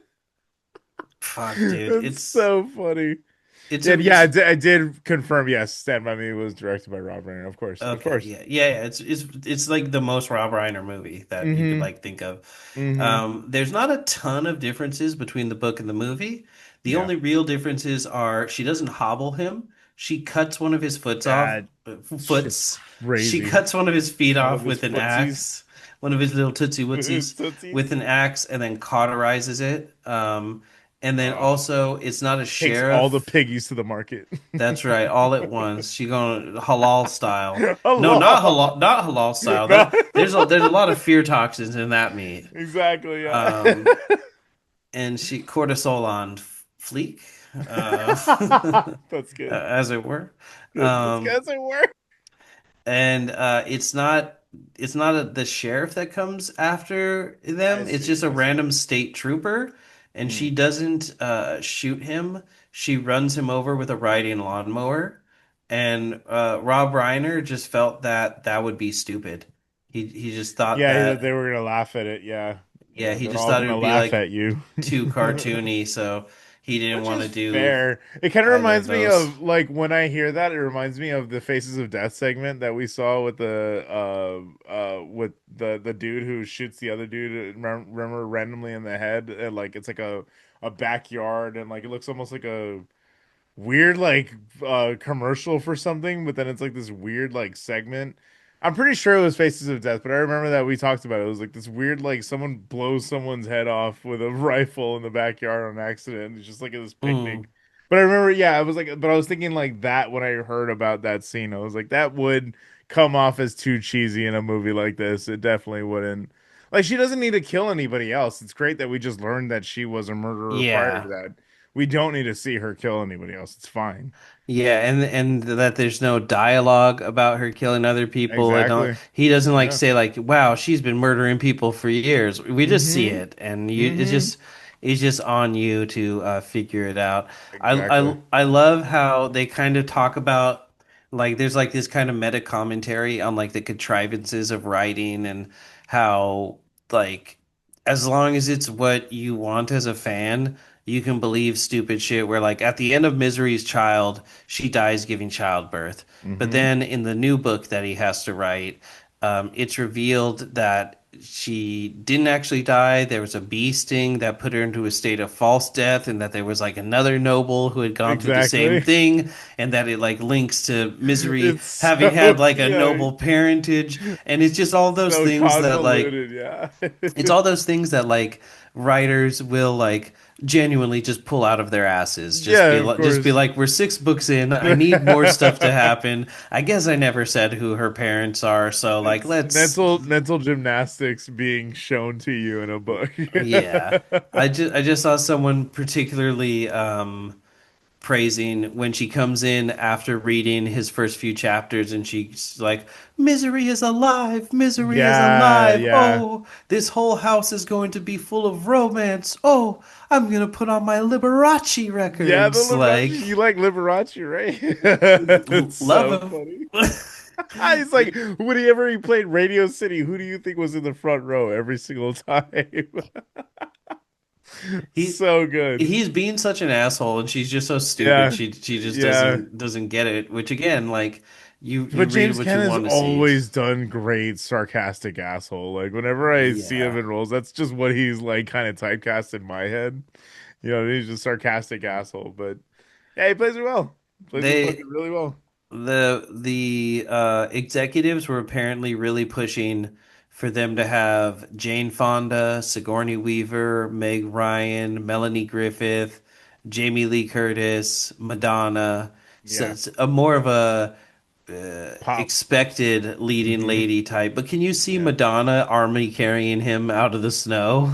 Nah, yeah, you ain't got that frame, dog. Like be so for real. She's Yeah, exactly. this is like an all-time performance. Like really Hmm. cannot like he's good. She's great in this. Yeah, 100%. Like she's like I was telling Amanda, I was like she is like an all-time like monster of horror. Hmm. Hmm. Like Yeah, she's one of the big ones. she doesn't even really need to do anything that crazy in the movie itself.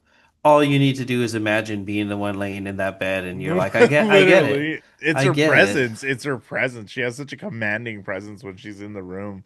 So Hmm. much fun. Like every time she opens the door, it's like it's always just so creepy how it like creaks open just a little bit because you know that she's lurking on the other side of it. It's so Hmm. fun. Yeah. Yeah, she's scary. Hmm. Hmm. Let's get into rating her Yeah, up, I let's do it. guess. Let's do it. So, for the audience, we like to rate out of six on this show for, whenever there is a third potential or more guests on the Hmm. show. We like to rate out of six. So, shall I go? You shall. I shall. So, again, I thought I had seen this movie a long time ago, and if I had, I just didn't remember it, or I remembered it very differently. And it was the thing of like, the gore really stood out to me this time because I was like, holy shit, that's really well done. Like that's really like it's like the makeup of the effects department went the fuck off for this one. It's really good. Yeah. And then beyond that, like the little intricacies, like the deputy putting her hand on his lap when they're driving on the sheriff's lap was so fun. I was like, Like such an unnecessary arc to just have a her be so complete horny. it was completely unnecessary, but it's so funny and it fills out the world. It makes for an interesting watch. You know what I mean? So I really, really enjoyed that aspect of it. And I do think, yeah, of Stephen King's works, this is probably one of the more stronger properties that he's ever done. You know what I mean? Besides, obviously, it is like huge and it's this huge thing. And like we could even do an episode on it potentially one day, but like we probably won't. But like it's just there's more interesting things going on with this story in particular. And I think this was like it was fleshed out in such a really real cool way, and like only the way that like Rob Reiner could add this sort of fantastical element to something that's so like a mundane, kind of situation, a boring like at his end, end of his career writer. Hmm. Like it is an interesting way that it's kind of fleshed out, and again it's delivered in such a neat little pretty package. It's just like you can't deny that it's such a pretty movie. Like it's a fun movie and also like very beautiful. Like it's a very beautiful, like it's very dreamy, like you said, um there just seems to be this like fantastical element that's kind of always present, and I think that is lends to the music that I was talking about. Like the music going through, like it changes literally whenever she's on screen, it's a different score, Hmm. and whenever like anything else is happening, it's kind of like tense and like mysterious and stuff. It's very, very cool. I love the way that it was like presented to us, and like I said, I do think yeah, Kathy Bates, yeah, you're probably right. She probably is this is one of her strongest performances for sure. I mean, Hmm. you'd be hard pressed to find another one for sure. But I mean, yeah, all that said, considered, this is a firm 6 out of 6 for me. Hmm. This is a fantastic fucking movie. Like, it's so damn fun. So Yeah, good. absolutely.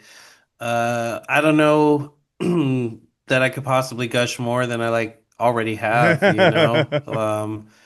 It's basically a one room play, Yeah. with very Yeah. few other rooms that we venture into. It's really, a small, tight cast, and it does so much. It's an hour 40. Mhm. Yeah, they Um, use the runtime very efficiently.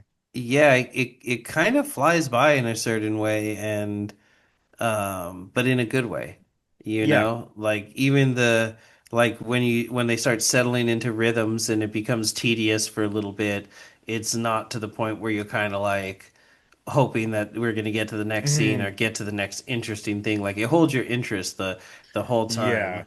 And And it was I think they adding the different shots of him at the typewriter in different clothing kind of helps with mhm. that because it keeps your eyes kind of like entertained. It Amanda was so goes, funny. Amanda goes, we saw him piss into a jar, but what were they doing about the poo-poos? The I was piss like, was so funny I too. was like, that was a good Like question. she keeps swinging the jug. I was fully expecting that to come back around. I was like, oh, like at some point she's going to dump it on him, right? Yeah, oh, And it thank just God never she came. didn't. I know. That would have The been girls too never much. came. The girls never came. Um, yeah, That it's was good. it's really good. It utilizes everything so amazingly. The budget must have been, not too crazy considering, honestly. Like they didn't really Considering they definitely shelled out a lot for that helicopter. 18 to 20 million and That's they made pretty 61 extensive. million. Wow. Yeah. I mean, that's pretty crazy for up there. Like for back then too. Like because I'm telling you that helicopter shot, I was like, oh yeah, that's the studio kind of flexing. Like that's Damn. kind of what that is. The part of Paul Sheldon was originally offered to William Hurt, Kevin Kline, Michael Douglas, Harrison Ford, Dustin Hoffman, Robert De Niro, Al Pacino, Richard Dreyfuss, Gene Hackman, and Robert Redford, but they all turned it down. That's so funny. And speaking of De Niro, like this kind of when did Cape Fear come out? I think it was around this time, right? Cape Fear. We're doing the Cape Yeah, Fear. dude, Cape Fear. I'm pretty sure it was around the same time, but that totally 1991. makes yeah, right around this time. That's what I'm saying. Like, so it would make sense that they would have thought De Niro for this part. But Michael Douglas actually sounds like I would totally. I think he would have killed this one. I think he would have done a great job in this one. Mm-hmm. Yeah, I'm glad we got Con though. Yeah, Con! for sure. Yeah, God. Con! Yeah, 6 out of 6 for playing Shotgun by Junior Walker and the All Yeah, Stars yeah, alone. Like yeah. if it's between the choice of you watching the movie or listening to that song, brother, listen to that song because it is Brother. a fucking hitter. I love that song. Yeah, that fucking Uh, song slaps, dude. yeah, I mean, genre defining in a lot of ways. It does so much with so little. It's a masterclass in showing and not telling. I thought you were still talking about the song. No, motherfucker. Shotgun. Those four, those Yeah. four fucking organ chords Hmm. do so much. Hmm. Oh my God, are you kidding me? There's a stage play of Misery, Makes sense. and in 2015 they were doing a production of it where Annie was played by Laurie Metcalf and Paul was played by Bruce Willis. Wow. There ha That there must have ha been there insane. Yeah, has filmed. there has to be. Yeah, it has to be a There film has thing. to Yeah. be. Yeah, that'd be That's interesting actually to see him. Shit, that's sick, dude. I love Bruce Willis. man, me too.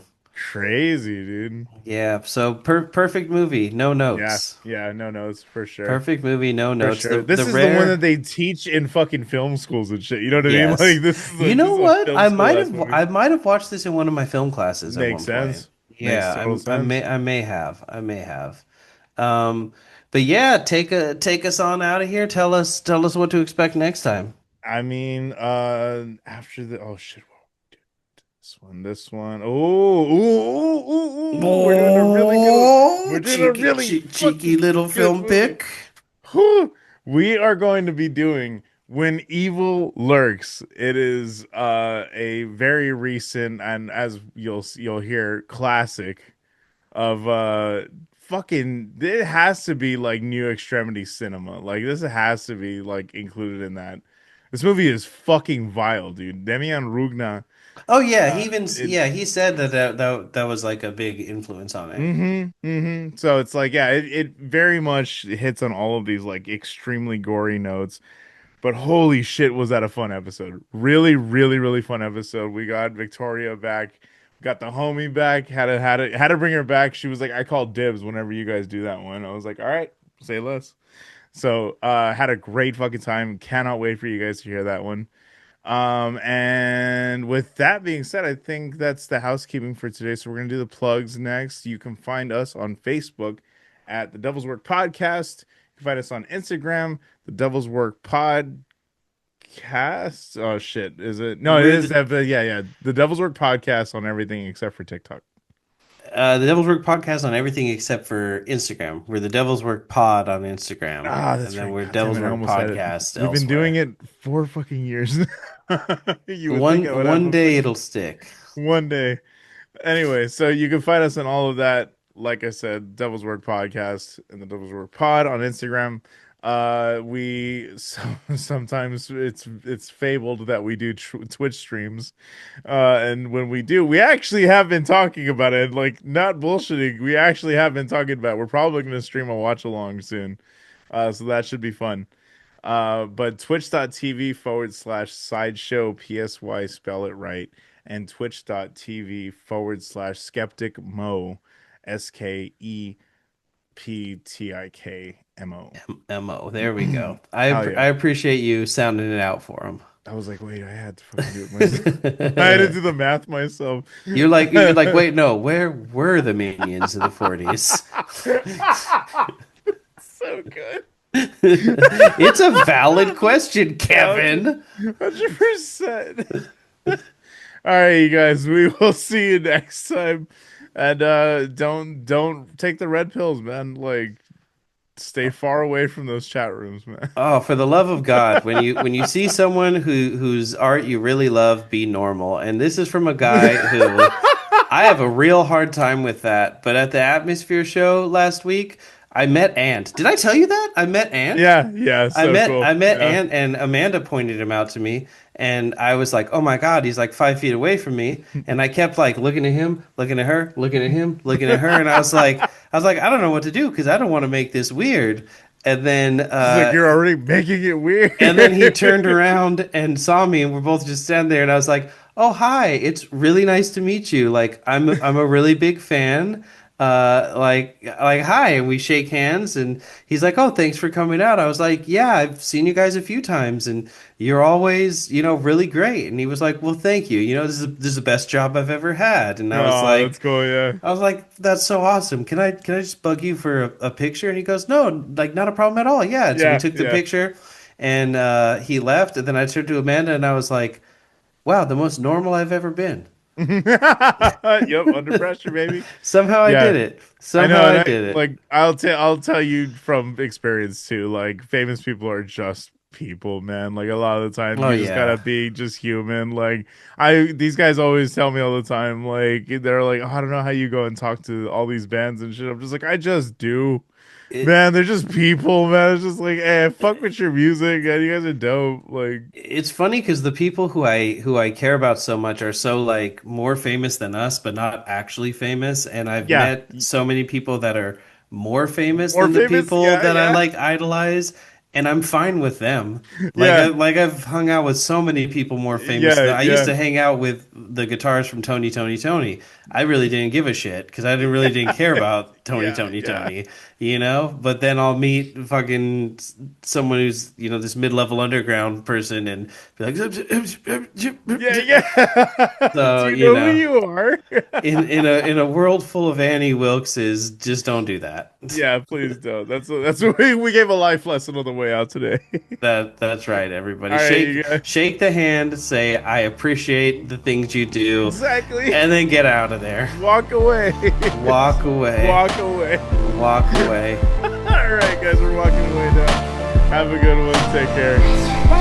Peace.